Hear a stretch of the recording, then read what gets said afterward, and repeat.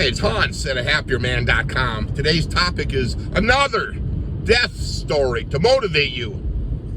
I didn't know this person who just recently passed. It was my supervisor's father-in-law, and I had heard my supervisor had mentioned maybe a year or so ago that the father-in-law was had cancer and was dealing with that, and it was a kind of a tough time for that person and the family associated. And the father-in-law, he just recently passed, and some of the work colleagues sent around the card to sign, and then I saw a link to the obituary. And what stood out the most for this person, this man, he was 61 when he passed. 61, right? So we're all living longer, right? We're all living until our 80s and our 90s. I don't think so. I'm going to be 60 in a month and a half. I have chosen to live my life to my fullest now, not waiting till I retire. I work full time, more 40 or more hour a week. I do the videos and my website, and try to make a few extra dollars here and there. But, I choose to enjoy what free time I have, my evenings, my weekends, early in the morning, time off, holidays. I choose to push myself to have a great time, not waiting to have a good time. I'm having a good time now, and I think that is a healthier way to live. So whatever you've been putting off till your retirement, why can't you create a little bit of that now while you're working?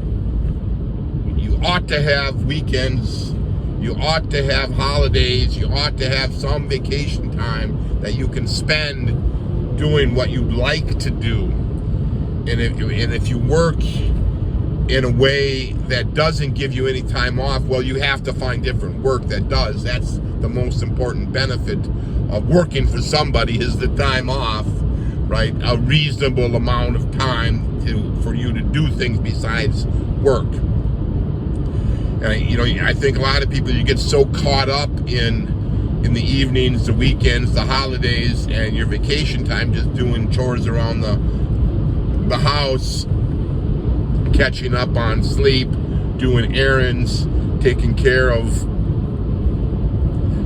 things like that you don't fully grasp and cherish those moments, that time that you could be traveling, that you could be doing the types of activities that you really want. Personally, I love to travel, and there's other things associated with the travel that I just absolutely love. And I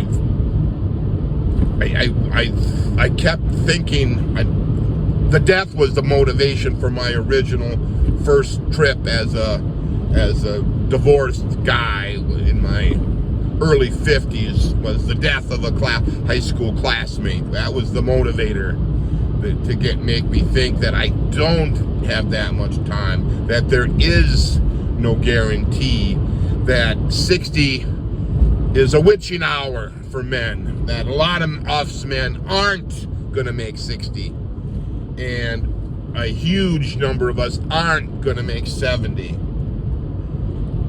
So you use death. I continually use it. Every time I think about, maybe I won't take that next trip, maybe I'll stay home, save the money, save the vacation time, all of that, another death pops up, and it gets me to push myself again. So my next trip is in a week and a half or so. And of course, you always have the option to, cancel the flight or postpone it, or cancel the hotel. saved, I have the money all set aside to take the trip. I could use that for other things, right? But no, I'm going to push ahead with the trip. I'm going to have a toast to my supervisor's departed father-in-law. Seemed like a well-liked, nice man who just unfortunately met his maker early in life. All that is just sad to me, but it is a motivator. It is a motivator. This coming trip for me personally, my 5th trip to Southeast Asia. And I've been to Mexico, and I've had 6 big Western road trips, and all of these trips, I've just enjoyed the heck out of them. I love the planning of them. I love the doing of them. I love the reminiscing about them and thinking about all the fun I had, and knowing that if I kick the bucket tomorrow, I have lived life to the fullest. All for now.